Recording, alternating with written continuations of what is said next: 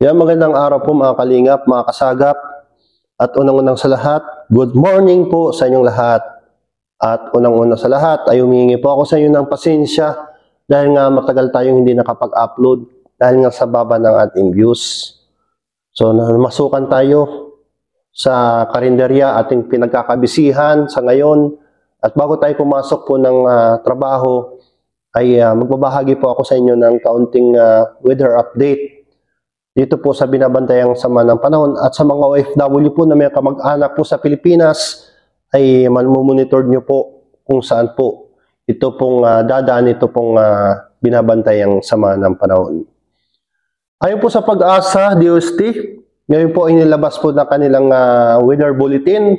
Ngayon pong November 7, taong 2025, ngayon pong araw na to ay patuloy pa rin umiiral. Ito pong amihan sa Extreme Luzon at magdudulot ng kalat-kalat na pag-uulan at makakapal na kaulapan dito po sa bahagi po ng Isabela at Batanes.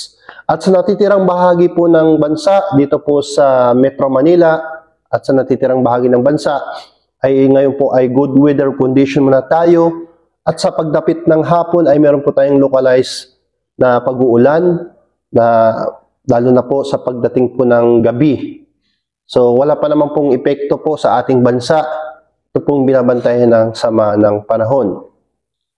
At ito pong araw na to ay huli pong namataan pong itong bagyo pong si Hongwong, yung international name na Hongwong, ay binabantayan po ito sa layo po ng 1,525 km per hour sa northeastern Mindanao. At may taglay po ito ng hangin na umaabot po sa 95 km per hour at may taglay po ito ng bugso ng hangin sa 115 km per hour. At ang kanya pong binabaybay po at kanyang galaw po ay umaabot po ng northwestward po ang kanyang galaw at 10 km per hour lang po at medyo mabagal po at nananatili po ito sa karagatan. Isa pong dating low pressure area ay ngayon po ay severe tropical storm na, kaya tinawag pong Hongwong. At nakikita nyo po mga kalingap, ito po, parang against the light po. Yan. Ito po sa ayon sa windy.com, ayan po, ayan. Ayan po mga kalingap. Ganyan po kalaki itong binabantayang bagyo. Ayan. So, mararamdaman po natin itong epekto pagdating po ng Friday midnight or kaya naman po sa Saturday morning po ang epekto po nito. Mamaya pong hating gabi o kaya naman po sa Sabado ng umaga itong bagyong ito. At may tuturing pong ito, sabi ng Pag-asa DOST, na isa pong super typhoon itong bagyong ito. Ito pong lawak po nito ay napakalaki po at ang kanyang eye wall po ay sobrang laki po. Halos po buong apektado po nito ang buong bansa po natin, halos matakpan na po. Kasing laki na po ng mapa ng Pilipinas po kung nakikita nyo po. At kung titignan po natin sa weather radar, ayan, yan po natin sa radar. Yan. Papakita ko po sa inyo mga kalingap, ito. Ito po yung lawak ng bagyo. Iyan pong may violet and pink. So, kasing laki na po ng bansa. Kung makikita nyo po. Yan, kasing laki na po ng bansa. Halos matakpan na po ang buong Pilipinas. Kaya maraming ulan po ang dadalhin po nito. At ayon po sa Pag-asa, ay ang tutumbukin po nito ay Northern Luzon o kaya naman po ang Metro Manila. Kaya wag po tayo magbase po kung saan po tayo, kung saan po maglalandfall po yung bagyo. Dahil po, isipin po natin ang lawak ng diametro po ng bagyong ito. Sobrang laki po at aabot po ng, sa ngayon po sa karagatan, aabot po ng 400 diameter po ang kanyang lawak.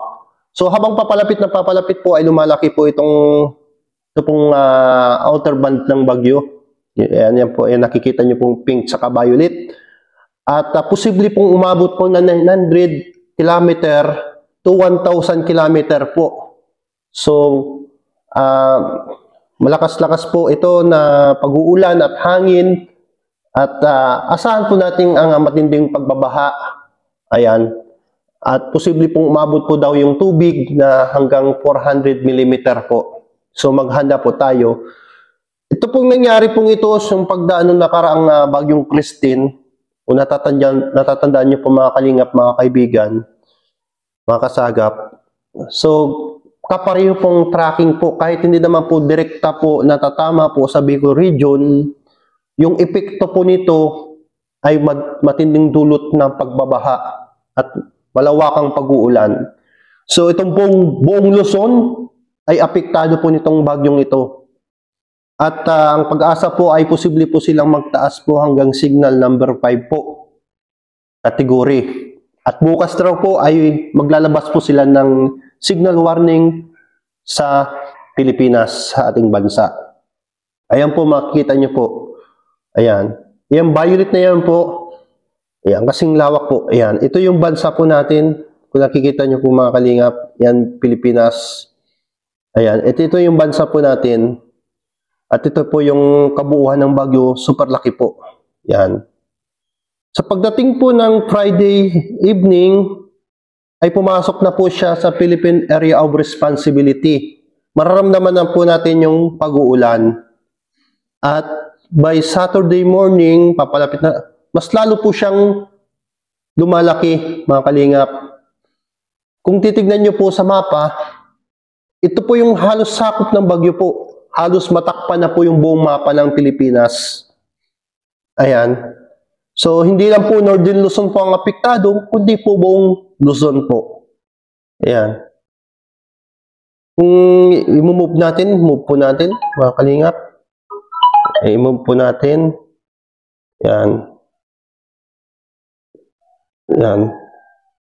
Pagdating po ng Sunday, patuloy pong binabaybay at tatawid po ito ng pupunta po ng Isabela. Halos sako po, pati na rin po ang Visayas. At ito po yung tatahakin pong bagyo po. Ayan. Ayan. Ayan po yung weather track po. Si Pungwong. Ito pong si Pungwong, ito po yung kanyang international name. Pero sa pagdating po sa Philippine Area of Responsibility, ito po ay tatawagin pong U1. Ito pong si U1 ay magdadala po ng matinding pag-uulan at pagka ito po ay magdadala rin po ng matinding pinsala po sa ating bansa. Ayan po.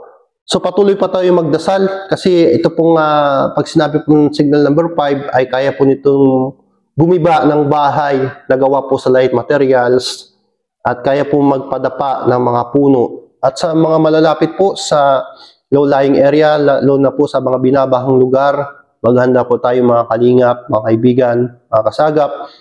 At sa mga malapit po sa baybaying dagat ay huwag na po tayong pumalaot para iligtas po tayong lahat. At makinig po tayo sa advisory po ng inalabas po ng Pag-asa DOST. Ito pong bagyong ito ay sobrang napakalaki at hindi po ito biro po na hindi po kagayang bagyo ng bagyong Tino. Although malakas din ang bagyong Tino, ito pong bagyong Yuan or Pungwong, ito ay sobrang lawak ng diametro nitong daladala. At posible po itong umabot po ng 1,000 kilometer. So mag-iingat po tayong lahat mga kalingap, mga kasagap. At abangan nyo po ang ating mga kalagayang panahon po dito sa ating bansa.